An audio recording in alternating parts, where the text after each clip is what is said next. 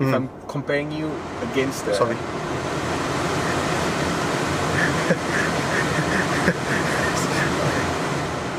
Okay, sorry. Professional reviewer. Playing with the aircon, I don't know how to set it back. Autophiles in the... Should I give it the full name? Yeah. Land Rover, Range Rover, Evoque. P250 R Dynamic with black package. Okay. Can we start? We can. So this is the second generation Range Rover Evoque. Yeah. When did they launch this? I didn't even know. 2019. Huh? Yeah. So long already. So yeah, this new Evoque, not really a breakthrough, but more of like a let's fix all the problems we made in the first Evoque. Because the first Evoque, I mean, I know people who don't know anything about cars who queued up and bought it. Yeah. Every MLM guy I know, not every lah, but every other bought one. Yes, because it looks expensive. Yeah, it looks authoritative. Yeah. And it was not that expensive for a Land. Correct, especially the Recon one. Most of them are the Recon one. Like you're talking about 200 odd thousand. Yeah. Evoque, man. The second one is a little bit of anti-climax. Yeah. It's like, huh? It's refining. Yeah. It almost. Is that all like, you're doing? Yeah, it almost feels like a facelift. Right. Like it almost feels like it. Like they just fixed all the problems. Right. You know? Right. But actually, under the skin, brand new chassis called the PTA, Premium Transverse Architecture. Brand new engine. Brand new engine. Brand new gearbox. Almost everything is brand new. Right. It's not that they haven't done any work. In fact, there is a lot of work done and you don't see it.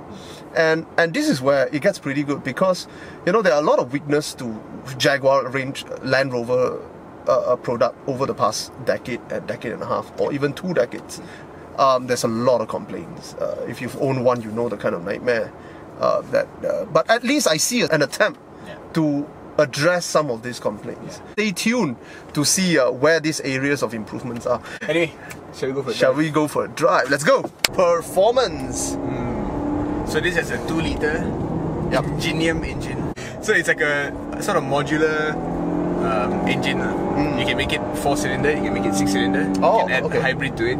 They have the P200, the feel of 200 horsepower. Okay. And they have the P250. Which is this. Metric horsepower is 249. So actually, quite honest. Correct. What's the top 3 plus? 365. Oh, good stuff. I mean, the car doesn't feel underpowered at all.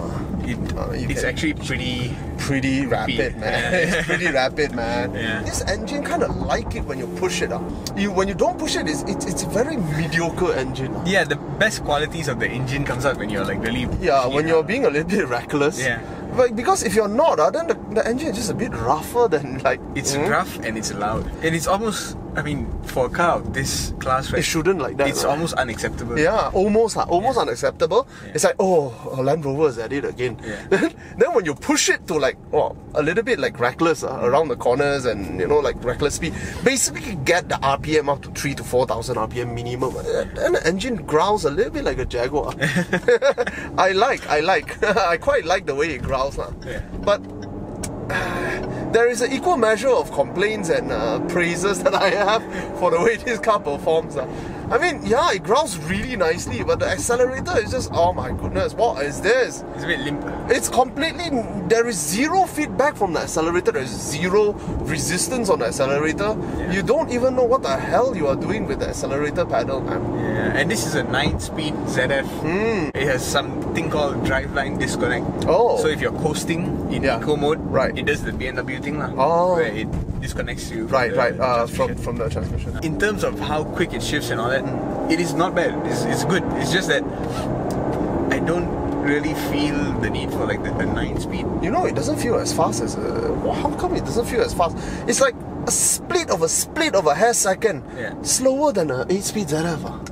I don't know if it's perceived or real, because also that instrument cluster, the digital instrument cluster, is a little bit laggy. The refresh rate, typical Land Rover stuff something that shouldn't happen in the 21st century. But I'm basing it based on feel and audio signal. It feels like a split of a hair of a second slower than the 8 ZF. Just a little bit. I mean, I'm nitpicking lah, to be honest. Just it's still fast.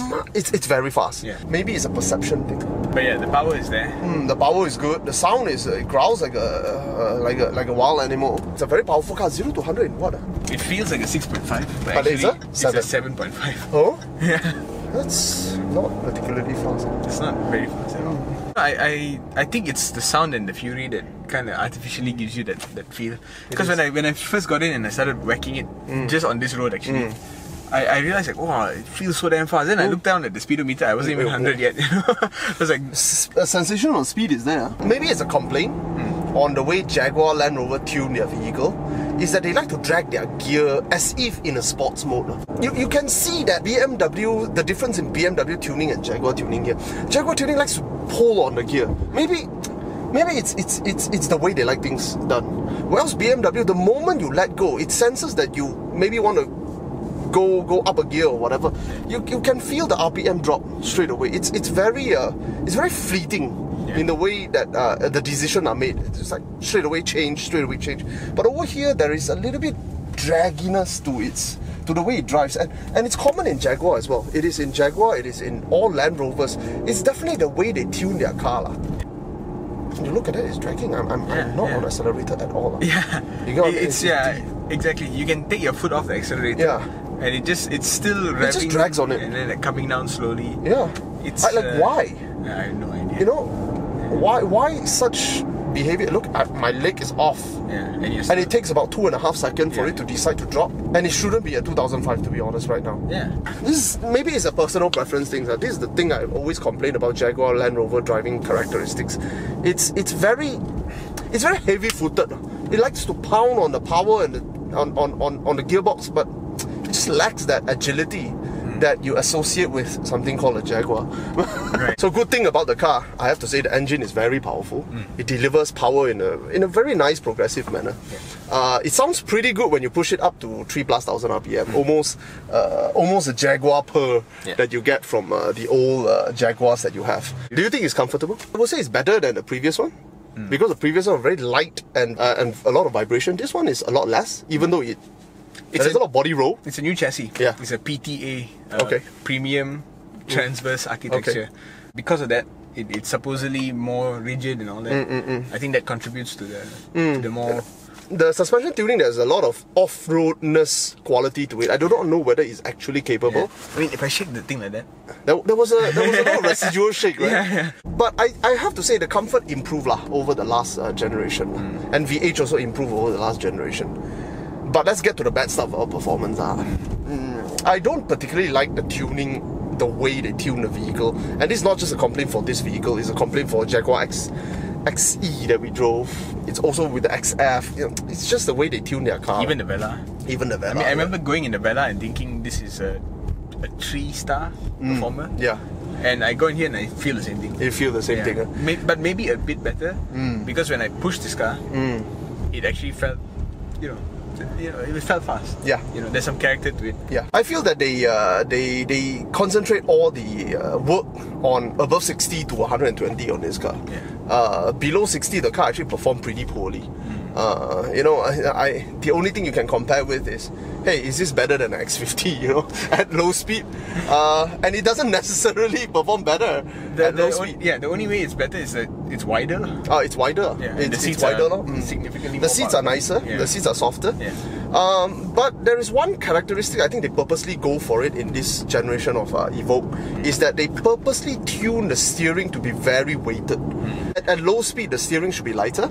Here, it feels a little bit heavier than it should be. Yeah. At low speed. At high speed, I have no complaint about it at all. At low speed, it feels a bit cumbersome. I think they're trying to simulate that feel of a larger Land Rover or Range Rover. Really tough off-roader kind of thing, right? But in such a small package, it just feels a bit schizophrenic and a bit unnecessary, I feel. Yeah.